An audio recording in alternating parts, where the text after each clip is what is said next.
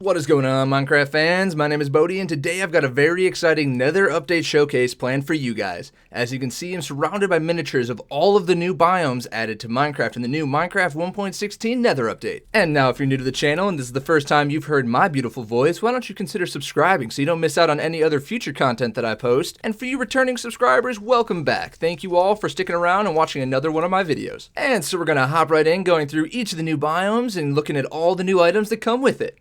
And so the first biomes on our list are the two new forest biomes added to the Nether, and we're going to be looking at the Crimson biome first. In the Crimson biome, we have all sorts of new foliage, from crimson fungus to crimson roots to weeping vines. And what's really interesting about weeping vines is that unlike regular Minecraft vines, they don't have to grow on the side of a block, they can grow directly underneath it, making it a more three-dimensional block type, with crimson stem and netherwort blocks making up the new tree type. And now heading over to our crafting bench, we can use the crimson stem much like we can with logs in the overworld, creating crimson planks. These crimson planks can be used to make all sorts of different building materials, from stairs to buttons to just normal sticks, much like regular wood. So going through what the Crimson Forest has to offer, we start with netherwort blocks, which can actually be made from netherworts and make up the leaves of the crimson trees. Crimson nylium is the grass or dirt block equivalent of the Crimson Forest. With crimson planks, crimson stems, and crimson hyphia being the obvious new wood type, you can actually see that the textures of the new crimson logs are changing, making it a non-static texture, which is really cool. And of course, both of these logs have their own stripped variants as well. And now heading over to what can actually be made with this wood, you can see that everything you can make with normal Minecraft wood can also be made with the new crimson wood.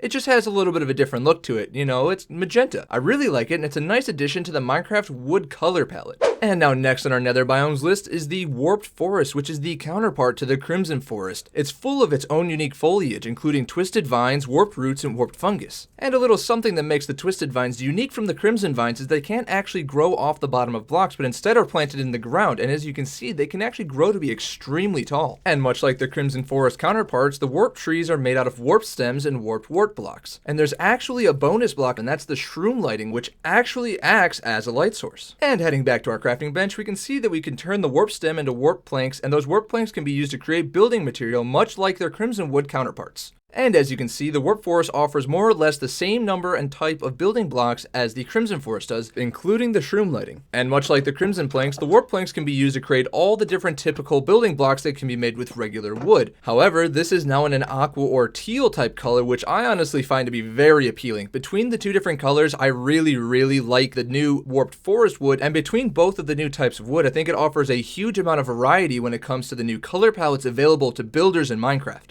Heading over to our other set of biomes, we have the Soulsand Valley and the Basalt biomes, finishing off our list of unique Nether biomes added to the game. And now the Basalt biome is probably the most plain of the new biomes, consisting of only 3 different block types. However, the new blocks it does offer make it one of my favorite of the new biomes. Now for me, the key takeaway from this biome is the black stone. However, as the name suggests, it does also offer a lot of basalt, which I think has a very unique texture to it. And much like logs, both basalt and polished basalt can be placed in a specific orientation, allowing you to more easily manipulate those textures, allowing you to get a much cooler design or pattern from your builds. And black stone can actually be used just like cobblestone to create stone tools, and this is the first time in the Nether where you can actually create tools from the resources available. Switching over to the Soulsand Valley, you can see that there's a really cool, unique look offered here. And while bone blocks aren't new to Minecraft, they are new to the Nether, creating a graveyard-like feel in the Soulsand Valley. And unlike Soul Sand, Soul Soil doesn't actually bog you down, you can sprint through it at full speed. Also, what's unique about Soul Sand and Soul Soil is that it now allows you to create a blue flame that lasts indefinitely on it. This allows for a really cool look and creation of new, unique items, including blue soul fires in campfires, torches, and lanterns. And now heading over to the building blocks, we have Soul Soil, which is similar to Soul Sand in both look and use, however, it doesn't slow you down when running. And likewise, we said we have the bone blocks, and the bone blocks are equally as cool as the basalt, is that they work like logs and can be changed in orientation, allowing you to get a cool texture. This is how you can get a bone that looks like it's curving, such as the new fossils in the Soulsand Valley. And of course, for the first time in Minecraft history, we actually have different colored flames. Each of these can be created very similarly to their orange flame counterpart, with the soul torches being created the same as a normal torch, but with soul sand or soul soil at the bottom. And now taking your soul torch, you can surround it in iron nuggets, giving you a soul lantern. And likewise, the soul campfire is very similar to the regular campfire, however, you take away the charcoal or coal and add a soul soil or a soul sand piece in the middle. And now to be honest, this may be my favorite part of the entire Nether update. I am absolutely in love with the blue fire.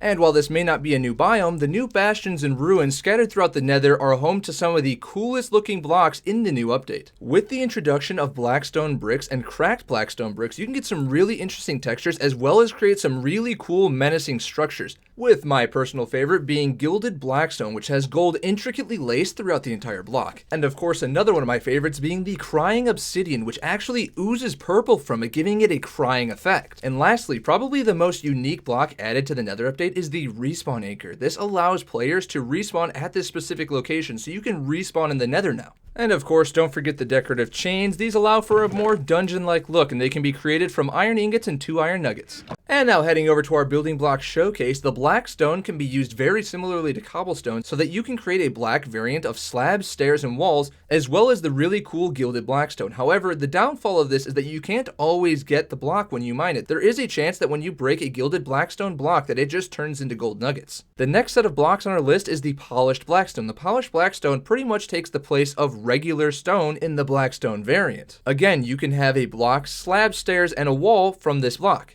But also you can have pressure plates and buttons just like you can with regular stone, with the bonus block from this set being the polished chiseled blackstone. And this leads us to our final set of building blocks, and my personal favorite, which I could see myself using a lot of, being the polished blackstone bricks and cracked blackstone bricks. There is also a slab, stair, and wall variant in this texture as well. And this marks the first time that we get a dark stone texture in Minecraft. And of course we have the crying obsidian, and as you can see, the purple just kind of melts right out of the block, which I think is a really cool touch. Crying obsidian is actually used to create the respawn anchor, which I'm sure you guys are all really interested to see how it works. Well, in order to charge the respawn anchor, you need to insert glowstone. It can hold up to 4 pieces of glowstone indicated by this little circular dial on the front, with each death depleting one of the charges. But again, this marks the first time you can respawn in the Nether. However, there is a bit of a caveat to this. As you can see, I have another respawn anchor out here in the middle of nowhere, and you might be wondering why. Well, I'm about to show you what happens if you accidentally put more than 4 charges in the respawn anchor.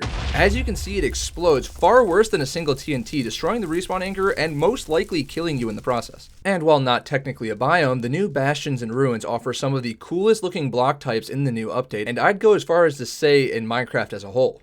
And now this takes us to what most of us would consider the original vanilla Nether and what's changed about it. In the Nether update, there are now 2 new ores added to the Nether, Ancient Debris and Nether Gold Ore. Now what's extremely unique about Nether Gold Ore is that it can be mined with a wooden pickaxe and does not need to be smelted as it turns into gold nuggets when mined. Now this is extremely important because it opens a whole slew of different opportunities involving the Nether, including making armor while in the Nether. And this is an extremely important mechanic for a Minecraft challenge that I did. I beat hardcore Minecraft while starting in the Nether, and that meant that gold armor was the best armor that I could get, and I was able to collect enough gold nuggets to craft it, which previously you weren't able to do. If you haven't seen it and something like that interests you, I'd highly recommend checking it out. There will be a card on screen, you can click it and save the video for later. Anyway, back to our Nether updates. The new rarest ore in Minecraft is Ancient Debris. Ancient Debris can be cooked in a furnace just like any other ore, and you get Netherite scrap. Taking 4 Netherite scrap and 4 gold ingots, you can get 1 Netherite ingot. And now this is how creating Netherite tools and armor differs from making tools and armor previously.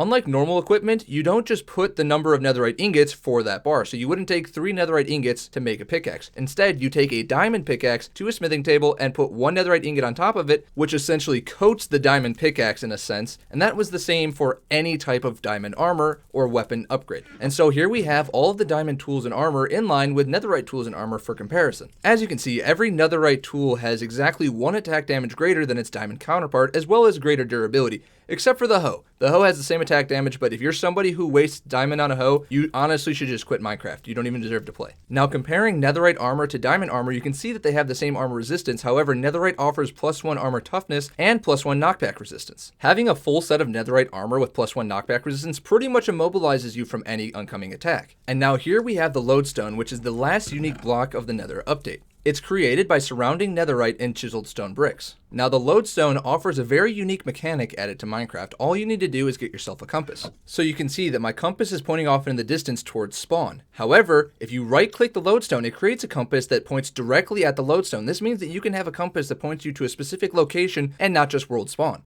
And finally, some of the unique mobs added due to the update. We're going to start with the Hoglin. As you can see, the Hoglin is shivering, and this is actually very unique. The Hoglin cannot survive in the overworld. And after a brief period of time, Hoglins will actually turn into Zombie Hoglins, which is very interesting because there's actually no spawn egg for Zombie Hoglins, meaning this is the only way to actually get them in the game currently. And similarly, Piglin will actually also turn into Zombie Piglin if left in the overworld, as you can see by this baby piglin turning into a zombie piglin riding a chicken.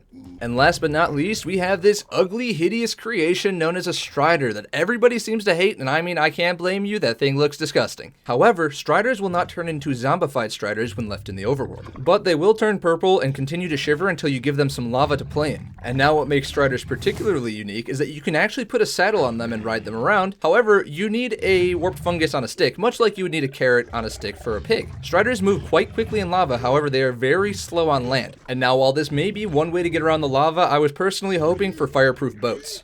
And there you guys have it, all of the blocks, items, and biomes added so far in the Nether update. Let me know what your favorite biome is, as well as what your favorite block type might be. Like I said, I really like the gilded blackstone as well as the blue fire, but I think all of the additions are awesome. Let me know what you think you would want to build with some of the new blocks as well. I hope you guys enjoyed the video, and thank you so much for sticking around. I'll see you guys in the next one. BodieBoy signing off.